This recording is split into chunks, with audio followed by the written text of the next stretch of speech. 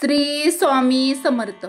आपण देवाच्या शोधात मंदिरात जातो, यात्रेला जातो, पूजापाठ करतो, पण जर देव आपल्या घरातच असला तर? होय, काही खास संकेत असे असतात जे देवाच्या उपस्थितीचं भान देतात। आजच्या व्हिडिओमध्ये आज आपण अशाच 11 शुभ लक्षणाबद्दल जाणून घेणार आहोत जे दाखवतात की तुमच्या घरात देव स्वतः वास करत आहे। जर हे संकेत तुमच्या घरात दिसत असतील तर समजून घ्या, तुमचं घर हे केवळ वास्तू नाही तर ती एक मंदिर आहे।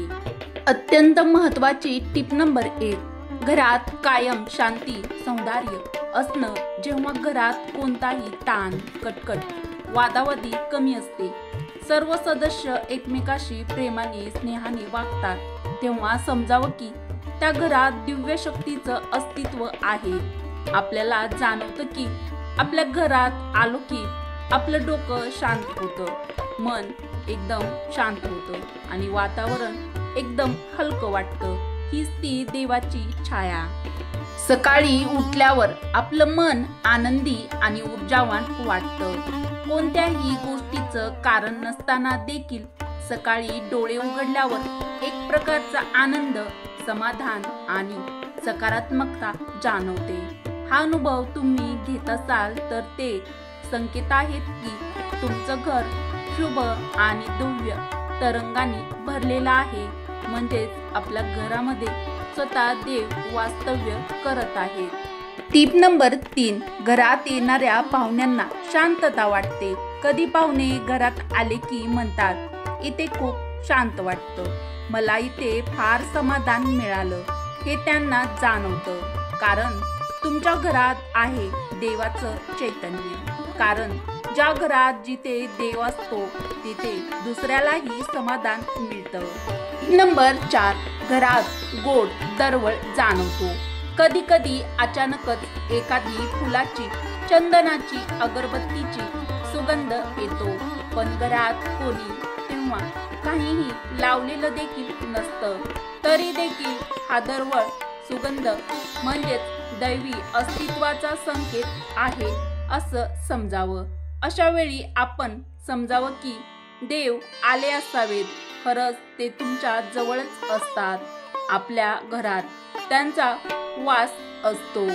स्वप्नात देव, संत किंवा मंदिर दिसणं। कधी कधी तुम्ही झोपेत असताना स्वप्नात कोणतेही देव, संत किंवा मंदिर दिसतं का? किंवा एखादा मंत्र सतत तुम्हाला आठवतो का? ही दैवी स्वप्न आपणाकडून काही सांगू इच्छितात की तुम्ही योग्य मार्गावर आहात आणि तुमचं घरही देवाच्या कृपेला पात्र आहे, हे आपण समजावं। टिप नंबर 6, जर आपल्या देवघरात किंवा घरात दिवा आपोआप विझतो किंवा तो एकदमच तेजस्वी होतो। कधी कधी दिवा तेल संपायच्या आधी देखील विझतो किंवा कधी कधी दिवा दिवसभर तेजाने उजळून राहतो।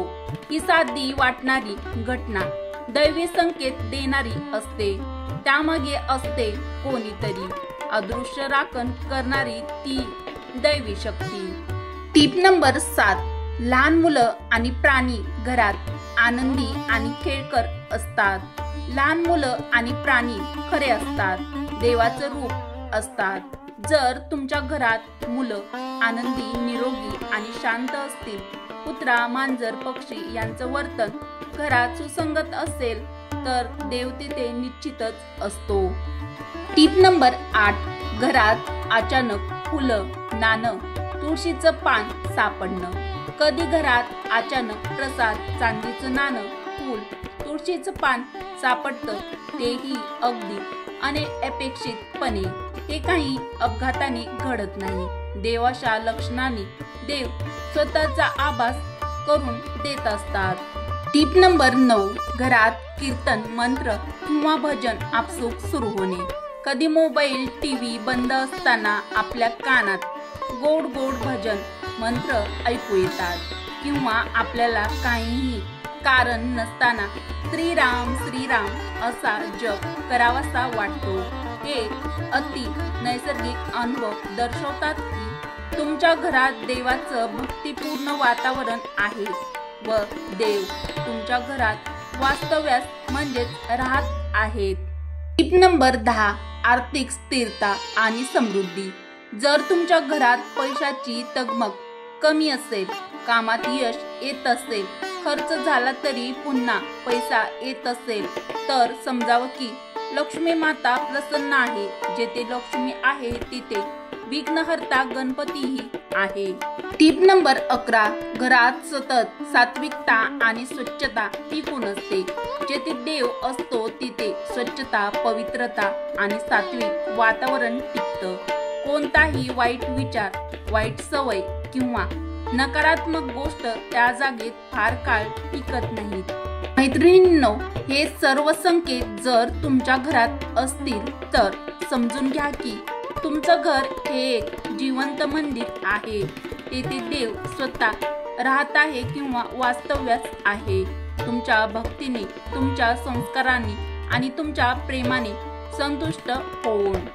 कृपया हा व्हिडिओ शेवटपर्यंत पाहिल्याबद्दल धन्यवाद। जर तुम्हाला हे लक्षण जाणवली असतील तर कमेंटमध्ये जय श्रीराम किंवा जय स्वामी समर्थ नक्की लिहा। हा व्हिडिओ लाईक करा, तुमच्या कुटुंबासोबत शेअर देखील नक्की करा आणि अजून अशाच भक्तिपूर्ण विषयासाठी चॅनलला मराठी रोहिणी किचन आपल्या मराठमोळ्या चॅनलला सबस्क्राईब देखील करायला विसरू नका। चला तर मग भेटू अशाच पुढच्या एखाद्या व्हिडिओ